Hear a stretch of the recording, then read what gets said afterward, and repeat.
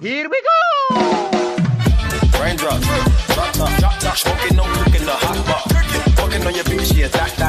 Cooking up dope in the crock pot. We came from nothing to something, nigga. I don't try nobody with the trigger. All of the gang and they coming to gang. Hey guys, what's up? It's Coaster Credits here. Today I'm going to be doing a commentary on my top 10 favorite roller coasters I've ridden so far as of 2018. I did one of these back in September, right? And that one was a really old, outdated list. And my opinion's changed since I posted it. And I've ridden a couple more coasters, not really that many coasters.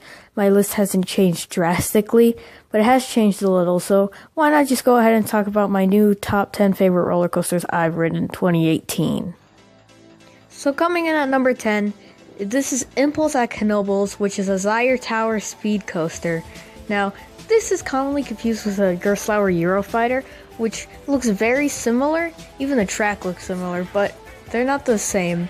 One is by a different manufacturer. So I got to ride this in October, and I found it to be, it was okay. It was a first vertical lift and beyond vertical drop that I experienced, and it was definitely stomach turning. It gave me this weird feeling in my stomach, and I don't know, I actually liked it. Definitely by far the best element of that ride was the inline twist. I really like that. It really gets your stomach churning. I personally prefer it over Hydra's JoJo roll, actually. One thing that does make this coaster kind of suck is the restraints. They look like kind of like a motorcycle kind of looking restraints. I'm not sure how I would call it, right? But they do crush down on your lap after the drop, and it's not too uncomfortable. I left off with a bit of a headache, but it wasn't bad. I liked it. But there are definitely two other coasters in the park that are better, which I'll be getting to. But yeah, that's my thoughts on Impulse at Knoebels. So coming in at number 9, we have a really underrated coaster. This is Possessed at Dorney Park, and was my first launch coaster I got to ride, and I'm pretty sure it was my only launch coaster that I've ridden so far, and it's pretty good. I actually really liked it. I've ridden this coaster about 3 times. You expect me to ride it more, but I skipped on it a lot. But it is definitely very intense. It feels very fast. It feels faster than Steel Force, which is the fastest coaster at the park. And while there isn't that much of a speed difference, Possessed feels really fast. The launch is really intense. It's super fun. The spiral at the top is crazy. And it's just, I think it's underrated. Like, it's so good. I'll be honest, the last time I rode it, it was a little shaky. I had a bit of a rattle and it was kind of rough. But I don't know, it was pretty good. But yeah, those are my thoughts on Possessed at Dorney, and definitely underrated. Coming in at number 8 is another underrated coaster. This is Revenge of the Mummy at Universal Studios Orlando. And this is my favorite coaster at the park, mainly because I didn't get to ride anything bigger than it, because I was too short to ride rides like Incredible Hulk and Dragon Challenge when it was open. But this ride is actually a lot of fun. Like, the drop is pretty good, but the main highlight is when you're launched up the lift hill. It feels really fast, at least it did feel really fast. But one thing that makes this coaster so good is its theming. There is so much theming, and there was a lot of theming to put in because it was themed to a movie, and it was just really cool, especially the fire effects. There were some times where just fire would brighten up the room, and it would feel like 100 degrees in there. It was so cool, and I love Revenge of the Mummy. This coaster is just underrated as heck. But yeah, those are my thoughts on Revenge of the Mummy.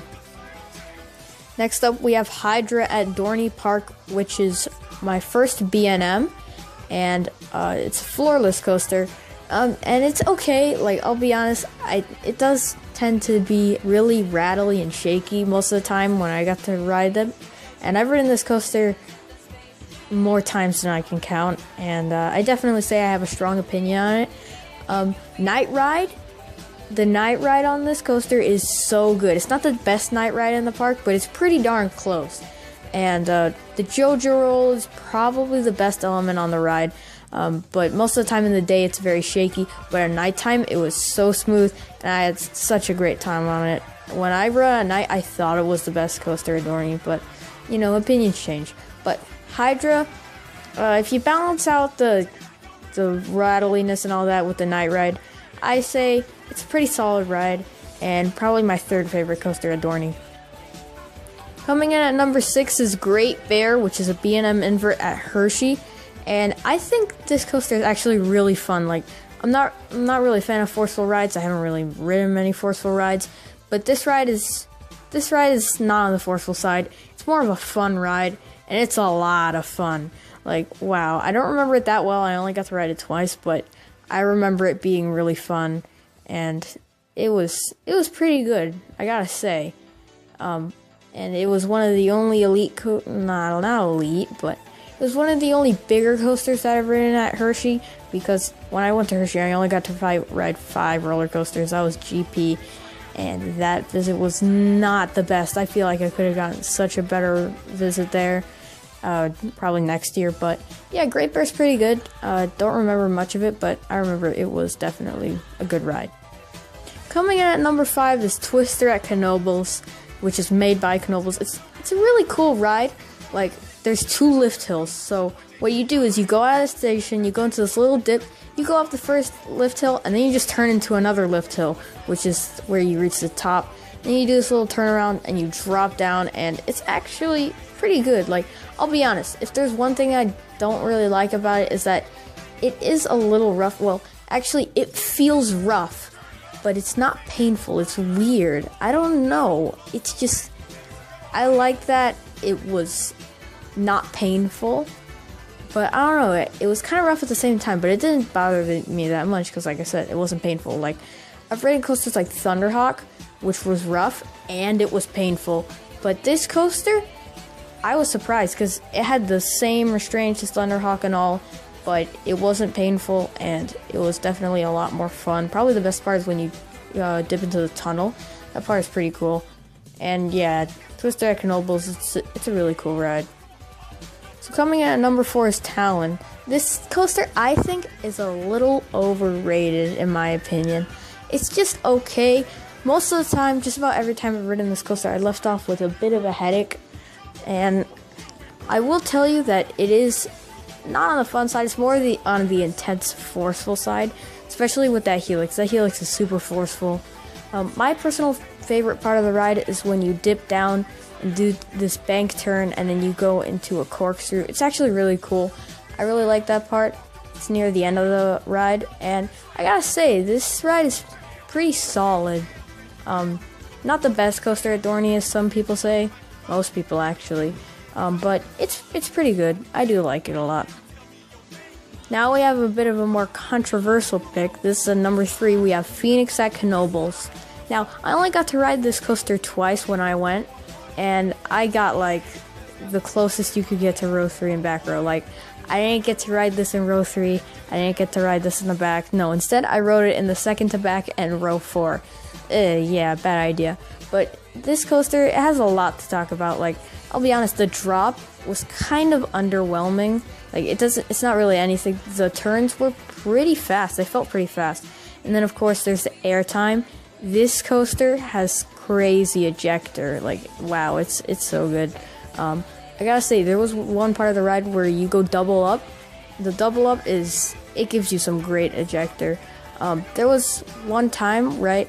It's the final 5 ejector hills that are just crazy, especially the last one before you hit the brake run. When I was riding in row 4, I just flew up. My thighs crashed into the lap bars. I was surprised because those lap bars are so high up.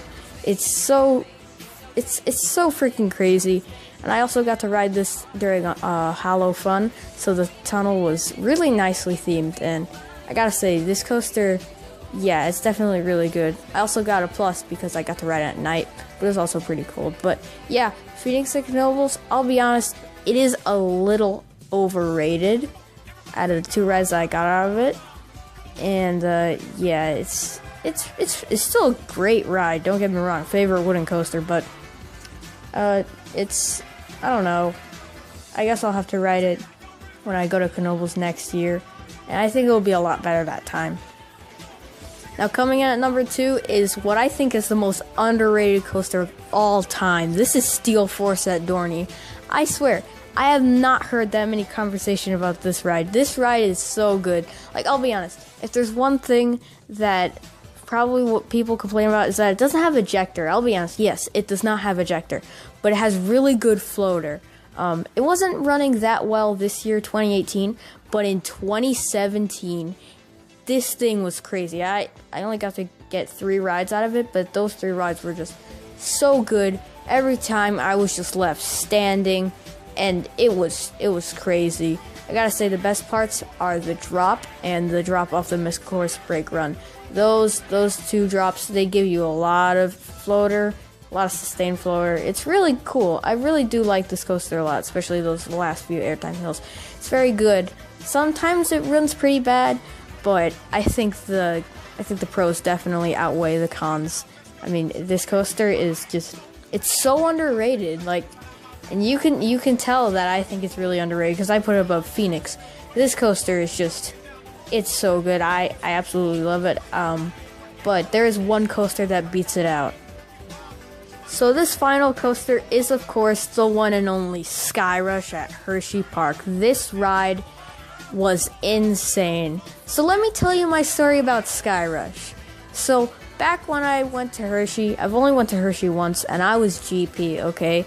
And I thought, I'm going to try to avoid Fahrenheit. I'd rather ride that steel hypercoaster over there. What is it called? Like Starfall or something? Right, and I remember it was called Sky Rush. But anyway, I get to the entrance, right? And I'm in line, and I'm just staring at this beast. This thing looks so big in person. And I was freaked out by how fast that thing just pulled you up, just watching those passengers go. That was pretty scary, right? And then I go on the ride, and I pick a middle seat in the middle row, and I staple myself. Great choice, right? So you'd expect me to think, oh, this coaster is stupid, you know, it's not as good as people say. And I will say, after riding that, because I got like the worst ride I possibly could out of that, I will say it's a little underrated. But think about this. Under all those conditions, I only got to ride it once, in the middle, stapled, as a GP, and I still think it's the best coaster I've ever ridden. That's how good this coaster is. Like, I don't even remember much of it. All I remember is that it was amazing, especially the drop. That's the one thing I remember from this coaster. That drop is crazy. Wow, this coaster is, it's just so good. I mean, I can't wait to rewrite it. If I thought getting the worst experience out of it made it my favorite coaster, I can't wait to go back and get in line. Yeah, I need to ride this. This is definitely, without a doubt, my favorite coaster of all time. So that's gonna wrap up my top 10. I hope you guys enjoyed. Make sure to leave a like and subscribe, and I'll catch you all next time.